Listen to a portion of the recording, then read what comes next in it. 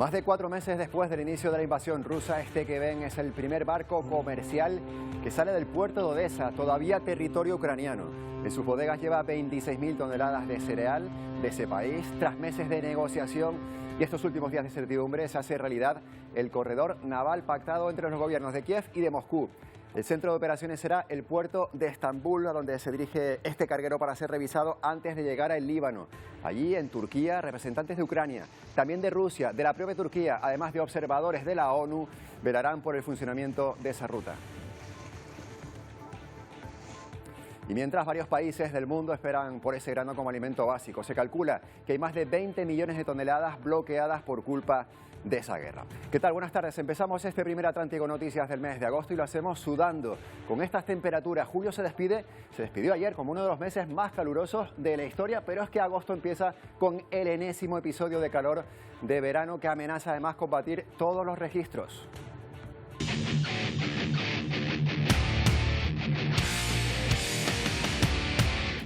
Mucho calor en España, mucho calor en todas las comunidades autónomas, con avisos amarillos, naranja y amarillo en 13 de ellas a esta hora. También en Canarias hoy se espera mucho calor, sobre todo en Gran Canaria y en Fuerteventura, pero durante la semana afectará a todas las islas. Y en medio de este nuevo episodio de calor, España se quita las corbatas y plantea medidas de ahorro de agua, de eficiencia energética y también de lucha contra los incendios forestales.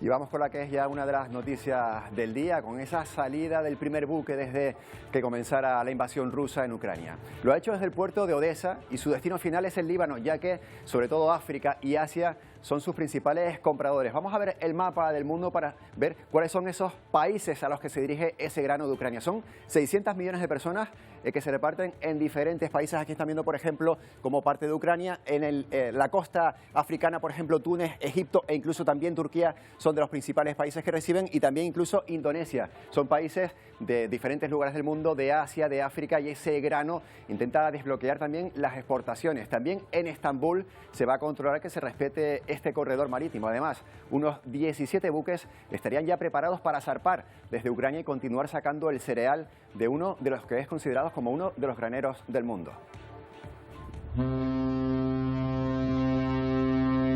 Es el primer buque que sale de puerto ucraniano desde que comenzara la invasión rusa el pasado 24 de febrero.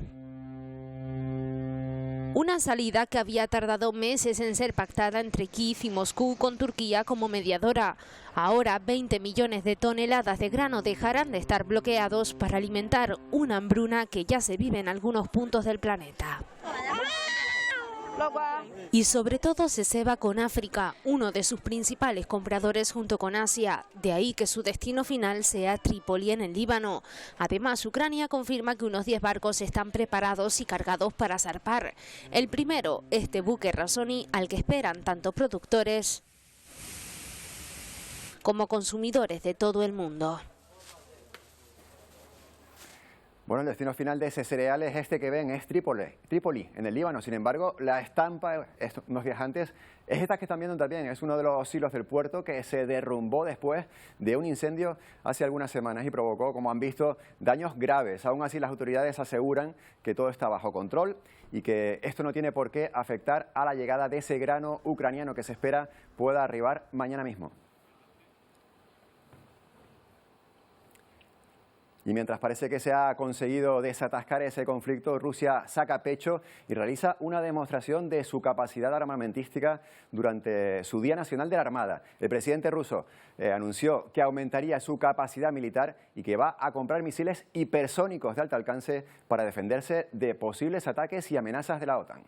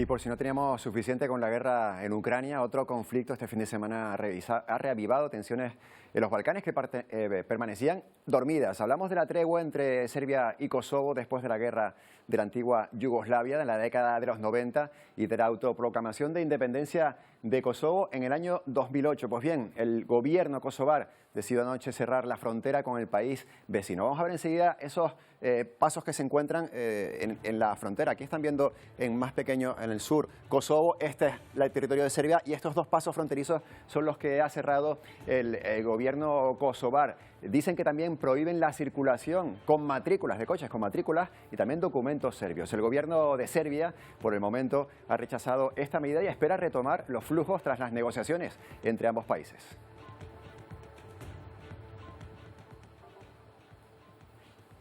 Bueno, negociaciones en las que ha tenido que intervenir la OTAN y Estados Unidos, pero vamos a buscarle el origen de este conflicto que lleva abierto desde hace décadas. Miguel Vega, tenemos enfrentamientos entre ambos países que se mantienen desde el final de la guerra de los Balcanes. Hablamos de los años 90 del siglo pasado. Sí, tuvo como un punto de inflexión el año 2008 cuando Kosovo declaró unilateralmente la independencia. En ese momento ni Serbia ni Rusia o, por ejemplo, España reconocieron esta declaración de independencia.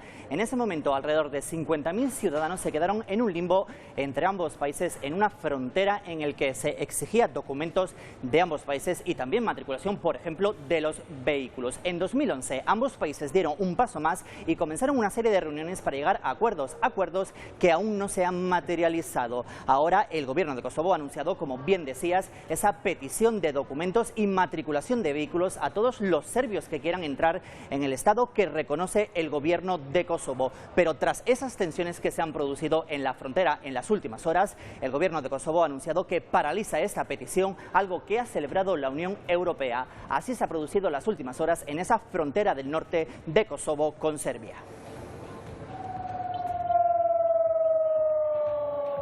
Durante más de 3 horas sonaron las sirenas de ataque aéreo en esta ciudad fronteriza. Horas antes, el gobierno de Kosovo había cerrado los dos pasos que conectan el país con Serbia por el norte.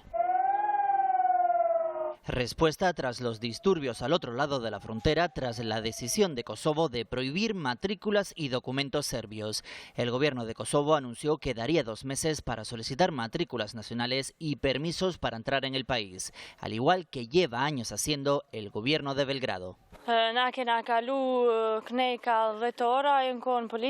Llegamos a las 10 de la noche y la policía no nos dejó pasar, denuncia esta pasajera. Esta mañana eran camiones cargados y maquinaria pesada los que bloqueaban el paso en esta ocasión desde territorio serbio. El presidente de Serbia confía en las negociaciones para recuperar la paz en la región, pide a los ciudadanos que no caigan en las provocaciones y reclama apoyo internacional para solucionar este conflicto.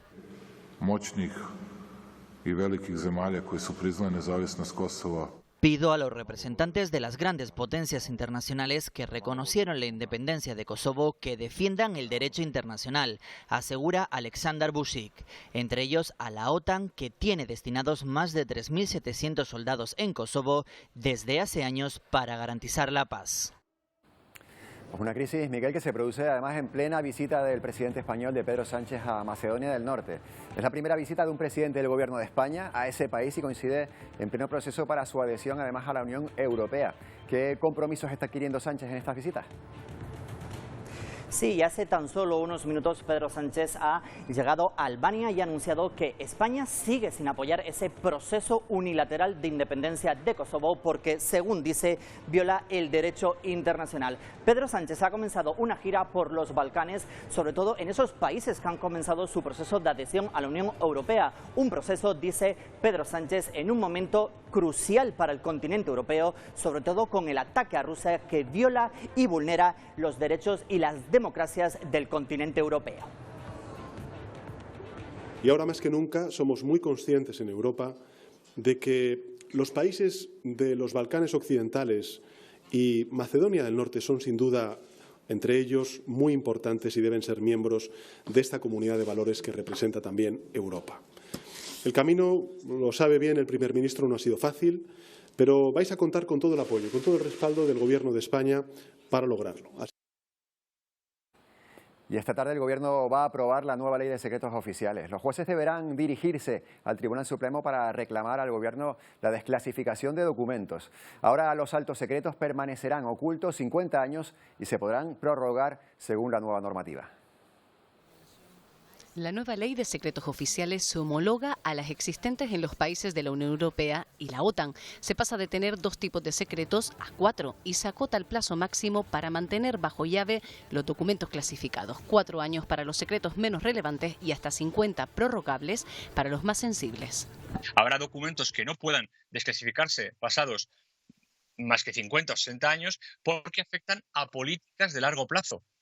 Documentos sobre la OTAN, documentos de la transición respecto a los acuerdos con Estados Unidos, los documentos que haya de acuerdos con Marruecos en estas últimas épocas. Porque no solo afectan a la seguridad de España, otros sí se podrán conocer. La nueva ley abre las puertas a descubrir la historia real de este país. Por ejemplo, conocer lo que en el 78, 79, 75, 76 hacía el Servicio de Inteligencia para el control, por ejemplo, de acciones políticas, ¿no? O lo que ocurría respecto a lo incipiente ingreso o intento de ingreso de España en la OTAN. No vamos a saber quién está detrás del 11S, quién está detrás del 11M, que el rey está detrás o no está detrás del 23F. Se sabrá mucho más que en los últimos 54 años, en los que solo se han desclasificado 8 documentos secretos.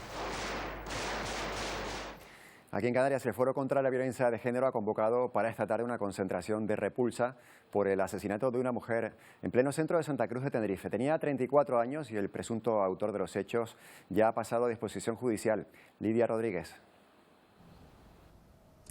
Muy buenas tardes, Antonio. Prisión comunicada y sin fianza para el presunto autor del asesinato de esta mujer de 34 años, hecho que tuvo lugar el pasado viernes en pleno centro de la capital tinerfeña. El hombre, que además era expareja de esta mujer, de la víctima, pasó a disposición judicial esta misma mañana. Recuerden que los hechos ocurrieron el viernes, no eran apenas las 3 de la tarde cuando la víctima salía de un edificio en el que trabajaba en la calle Alfaro del centro de la capital tinerfeña. Varios testigos vieron cómo el hombre la apuñalaba en varias ocasiones. 2 horas después de los hechos fue detenido en su domicilio.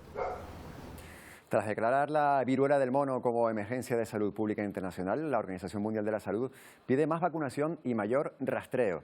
En España, este fin de semana, el Ministerio de Sanidad ha confirmado la muerte de 2 personas que desarrollaron esta enfermedad tras contagiarse por el virus. El Instituto de Salud Carlos III está estudiando estos casos para conocer las causas exactas que provocaron esas muertes.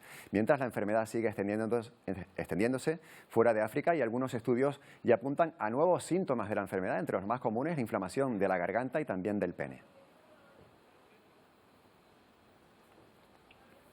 Bueno, Alberto Infante es experto en salud pública y también es profesor emérito de salud internacional en la Escuela Nacional de Sanidad en Madrid. Buenas tardes, Alberto. Buenas tardes, Antonio. Decía que hay 2 casos en estudio. Tenemos que estar, esos 2 casos de fallecimientos en estudio, ¿tenemos que estar preocupados por la letalidad de esta enfermedad?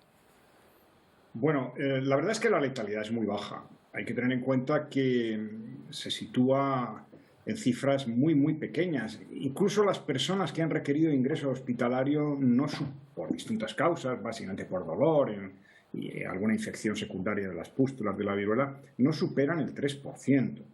Hay 2 casos en España y 1 en Brasil detectados de fallecimientos debidos a esta enfermedad, y el resto de los casos están en África y son muy pocos dentro de los 20 y tantos mil casos que hay notificados en el mundo. Desde ese punto de vista no deberíamos estar preocupados. Sí deberemos estar, sobre todo los servicios de salud y las autoridades sanitarias, ocupados en hacer el seguimiento y la detección de casos y contactos para prevenir y cortar las cadenas de transmisión. Esto sí debe hacerse, desde luego.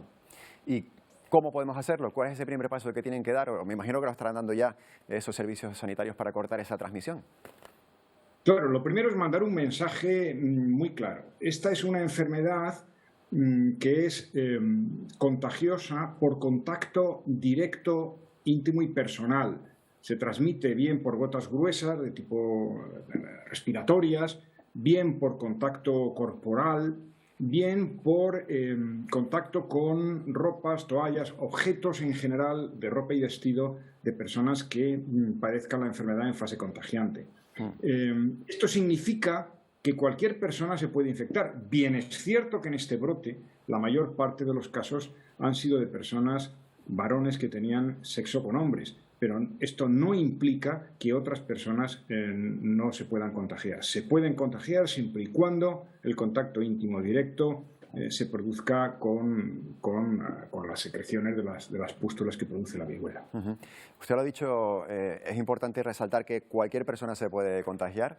Y otra cosa que también acaba de decir es que esta enfermedad, efectivamente, y lo sabemos, la escuchamos hablar de esta enfermedad que venía de África, ahora está en diferentes países del mundo y con nueva sintomatología. ¿Es la misma enfermedad la de África que la que tienen en Europa o en América? Por lo que hasta ahora sabemos, hay que responder que sí, la enfermedad se ha detectado en 75 países del mundo, por tanto es una enfermedad que desde ese punto de vista está ampliamente distribuida. A diferencia quizá de otros brotes, en este brote lo que ha aparecido inicialmente hasta ahora es una localización más frecuentemente genital, ¿no?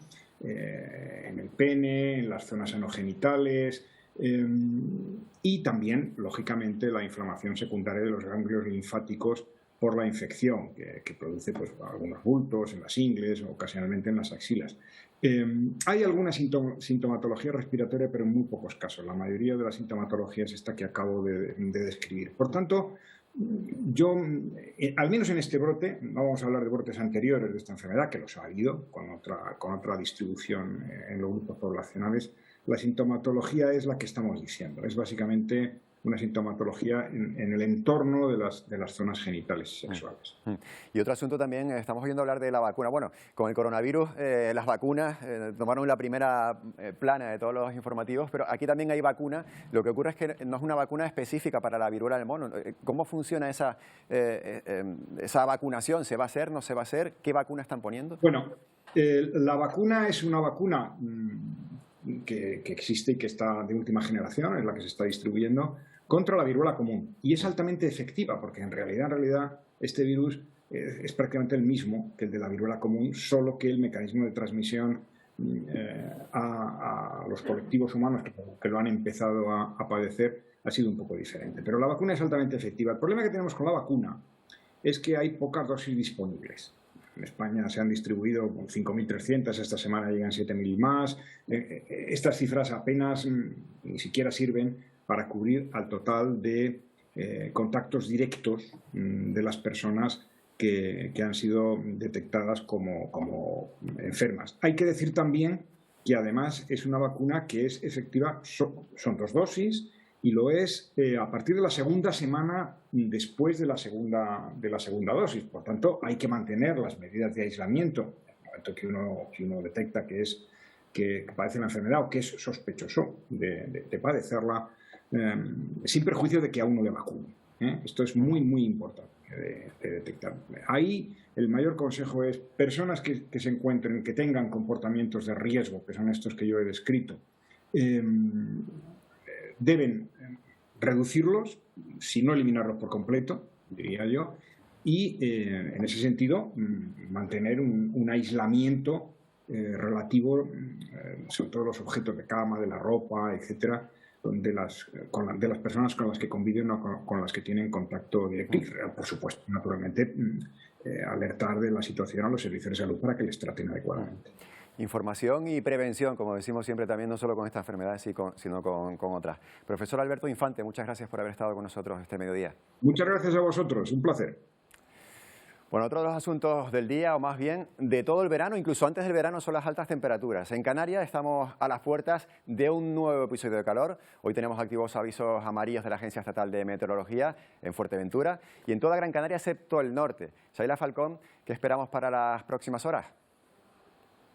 ¿Qué tal, Antonio? Buenas tardes. Agosto comienza con aumento de temperaturas en el interior de las islas y en medianías. Los termómetros van a marcar más de 30 grados en las horas centrales durante los próximos días y en concreto este lunes en la mitad sur de Gran Canaria van a superar los 38 grados. Los días de más calor van a ser mañana martes, el miércoles y el jueves. Pero este tercer episodio de altas temperaturas de lo que llevamos de verano, como tú decías, no va a afectar por igual a todo el archipiélago. El aviso de la Agencia Estatal de Meteorología sube a color naranja mañana en la isla de Gran Canaria, se mantiene en color amarillo en Fuerteventura, aunque comenzarán a descender ligeramente las temperaturas máximas y lo notarán sobre todo en el interior de esa isla, que refrescará un poco, y ese mismo calor y aviso amarillo se extenderá a las medianías del sur y oeste de las islas occidentales, donde alcanzarán los 34 grados. Han estado viendo en pantalla la animación de temperaturas a unos 540 metros de altitud y cómo pasamos claramente de los tonos más fucsias a los rosas más claros.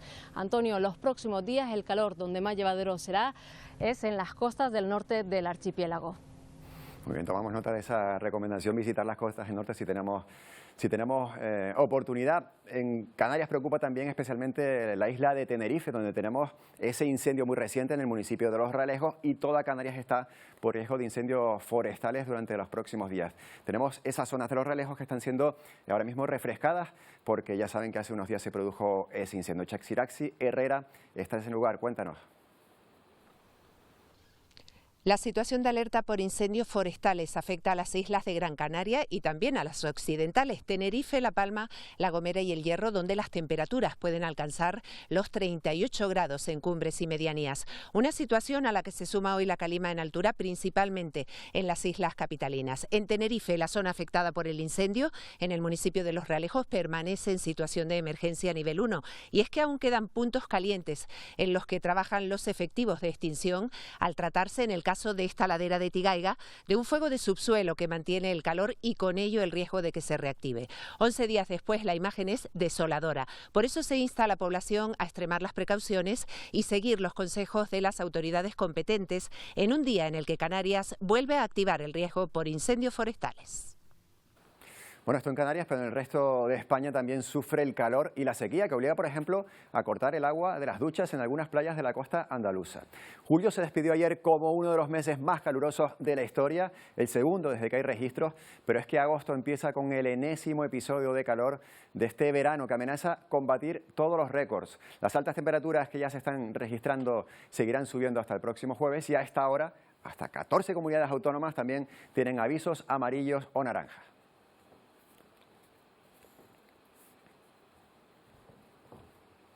Rubén del Campo es meteorólogo y también portavoz de la Agencia Estatal de Meteorología. Rubén, buenas tardes. Hola, buenas tardes, ¿qué tal? Bueno, permítame la broma, Rubén, ¿tienen avisos amarillos y naranjas suficientes para todo lo que estamos viviendo este verano? ¿Eso se agotan? Bueno, la verdad que afortunadamente, o mejor dicho, desafortunadamente no se agotan, porque realmente este verano está siendo prolijo, ¿no?, en este tipo de avisos. Amarillos, naranjas, y también hemos tenido rojos. Ahora no esperamos esos avisos rojos que implican riesgo extremo, pero como comentas, el riesgo importante está ahí por temperaturas que en muchos puntos del centro y sur de la península pues van a superar los 40 grados una vez más, que llevamos un mes de julio, como han comentado, en el que esta cifra se ha superado con mucha más facilidad que en veranos anteriores. ¿Cómo es esa previsión precisamente? Vamos a esta semana. Empezamos el fin de semana ya con ese aumento de las temperaturas, pero poco a poco, durante los próximos días, van a seguir subiendo, ¿no? Efectivamente, ya el domingo, el último día de julio, las temperaturas fueron muy elevadas, se llegó a 42-43 grados. Va a continuar el ascenso de las temperaturas por lo menos hasta el martes o miércoles, con mucho calor de día, ya he comentado los 42 grados que se puede llegar. También de noche, temperaturas que no bajarán de los 25 grados, sobre todo en zonas del Mediterráneo, donde además hay mucha humedad y la sensación de bochorno es importante, y en puntos del centro, como la propia ciudad de Madrid, que puede que no se baje de 25 grados estos días, también en Extremadura, en Andalucía. En resumen, calor muy intenso, también en Canarias, como han comentado, no tanto, pero se puede llegar a 38 grados en puntos de medianías, y estamos probablemente ante la tercera ola de calor del verano, no tan intensa como las dos anteriores, pero desde luego es un suma y sigue, ¿no?, a un verano que no da tregua prácticamente. Bueno, por lo menos esa esperanza, no tan intensa como las anteriores. Usted lo ha mencionado, también en Canarias tenemos un episodio de calor, estamos empezando, no siempre coincide un episodio de calor en la península con Canarias, la última vez sí, pero no sé si por las mismas causas o por causas diferentes. No tiene por qué coincidir, efectivamente. En ocasiones la masa de aire africano del Sáhara se desplaza hacia el oeste, afectando al archipiélago canario. En ocasiones en la península nos libramos. Pero en julio no fue así. Las dos zonas, tanto la península de Baleares como Canarias, quedaron, digamos, embebidas dentro de esa gran masa de aire cálido. Y esta vez va a pasar algo similar. Tenemos asegurado el calor en Canarias, sobre todo en las islas orientales y en medianías de las grandes islas, sobre todo orientadas al sur, para esta semana, y también buena parte de la semana en el territorio peninsular, también en Baleares. Así que esta vez de todo el país, ¿no?, podemos decir prácticamente, menos la zona del Cantábrico, que será más fresquita, el resto de España con calor muy intenso, E insisto, ya lo que empieza a ser preocupante es la cantidad de días que estamos padeciendo este calor tan fuerte durante el verano de 2022. Acumulando. Y lo que nos espera, porque según una previsión precisamente de la Agencia Estatal de Meteorología de este fin de semana, por lo menos en la España peninsular, también Baleares, les espera un trimestre, no solo ya el mes de agosto, sino un trimestre más cálido de lo normal. Sí, no, si es que llevamos encadenando ya desde prácticamente que comenzó mayo, meses muy calurosos. A mediados de mayo tuvimos un episodio también de temperaturas muy altas. En Andalucía se llegó a 40, 42 grados, algo casi insólito. Junio fue muy caluroso, julio lo fue, agosto todo indica que lo va a ser. Y como dice, si nos vamos ya al trimestre compuesto por agosto, septiembre, octubre, lo más probable es que las temperaturas continúen más altas de lo normal. Así que vamos a una versión, como en las películas, ¿no? A una versión extendida del verano, que no nos gusta tanto porque realmente ya estamos comprobando, estamos viendo que en España los veranos ahora duran más de un mes, más de lo que duraban en los años 80. Y eso implica un mayor riesgo de olas de calor, como estamos comprobando este año también. Y por último, previsión para Canarias. Esa misma previsión de la que yo hablé antes del próximo trimestre daba que había más probabilidad de que fuese un próximo trimestre más cálido en la península de lo normal. En Canarias tenemos un 33% de que sea más, de que sea lo mismo o de que sea menos, ¿no? Está ahí. Sí, en Canarias hay un triple empate, ¿no? Lo que podríamos decir es que no hay una tendencia clara, no sabemos claramente para Canarias qué es lo que va a suceder. Normalmente, como saben, ya en los meses de agosto, septiembre, el alisio tiende a aflojar y bueno, pues hay un ambiente más templado, un poquito con más humedad. Veremos qué ocurre en esta ocasión porque, como decimos, los modelos de predicción no se ponen muy de acuerdo para ver qué es lo que va a suceder en Canarias. Incertidumbre, pero yo me aferro a ese 33% de posibilidades de que sea menos, de que sea más frío de lo que ha sido históricamente. Rubén del Campo, muchas gracias. Muchas gracias a ustedes, hasta cuando quieran, un saludo. Hasta la próxima. Bueno, en medio de este calor, de estas temperaturas, algo también que tiene mucho que ver, porque se espera que esta tarde el Gobierno apruebe en Consejo de Ministros una especie de manual con medidas y recomendaciones sobre ahorro de energía. Ya conocemos algunos detalles de esos consejos, estrategias, Itziar Pérez, que van dirigidos sobre todo a los comercios. De momento eso.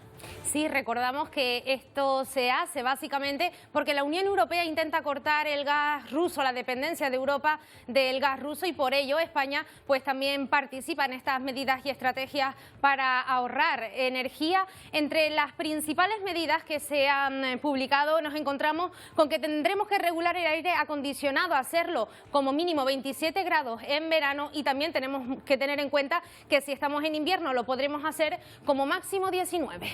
Después tenemos también algunos consejos, como el polémico, vimos a Pedro Sánchez el pasado viernes sin corbata, bueno, la recomendación de quitarse la corbata, ¿no?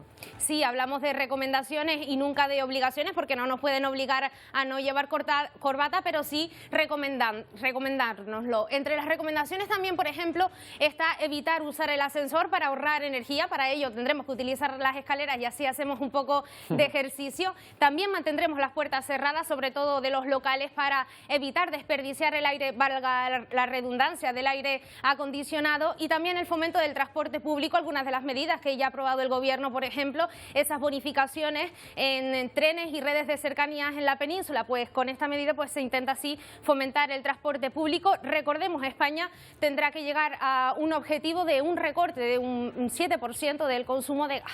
De consumo de gas. Y por último, llevamos un mes ya con la excepción ibérica que venía a abaratar la factura de la luz. ¿Qué novedades tenemos al respecto? Pues fíjate, porque vamos a hacer balance del mes de julio, y si hacemos una comparativa con otros países de Europa, por ejemplo Alemania, que depende mucho del gas ruso, Alemania de media en julio pagó unos 424,6 euros el megavatio hora, mientras que aquí en España lo hacemos con 147, incluso en Portugal, que también está acogido a esa excepción ibérica, unos 148 euros. Si no tuviéramos la excepción ibérica, pues de media tendríamos que gastar, Antonio, unos 180 euros más.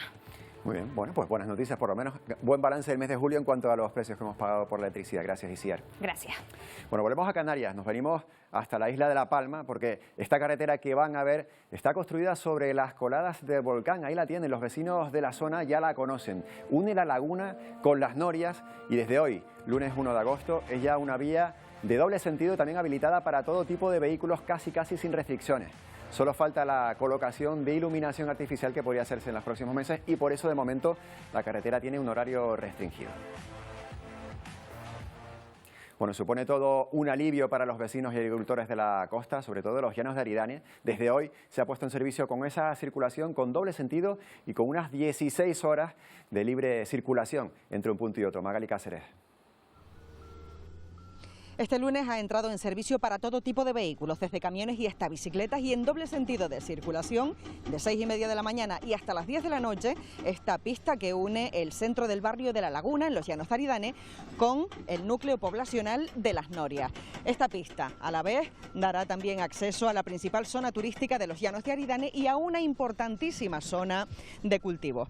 La zona turística a la que ahora mismo se puede acceder es el Charco Verde y el Remo, porque como bien saben, continúan los problemas con los gases en zonas como La Bombilla o Puerto Naos. Han sido necesarios unos 4 meses y medio para que las empresas palmeras que han estado trabajando incesablemente en esta vía la hayan podido poner en servicio. De todas formas, aún así hay algunas restricciones, como por ejemplo, aparte de la hora de 6:30 de la mañana a 10 de la noche, los peatones no pueden usar tampoco esta vía y los vehículos tampoco deben estacionar ni parar a los lados de la calzada hasta que no se ultimen todos los detalles de seguridad que faltan. Gracias, Magali. Terminamos en Londres, donde esta vez Inglaterra se ha llevado su Eurocopa de fútbol. Es la primera de su historia, la ha ganado la selección femenina en el mismo escenario, ahí lo están viendo, donde la masculina lo perdió hace justo un año. 87.192 espectadores, ahí lo ven. Ha sido el récord, no en un partido femenino, sino máximo en las Eurocopas desde que se inició la historia, hace ya algunas décadas. Bueno, con estas imágenes de Inglaterra lo dejamos por hoy. Se quedan ahora con el Telenoticias 1 y toda la información de Canarias. Hasta mañana.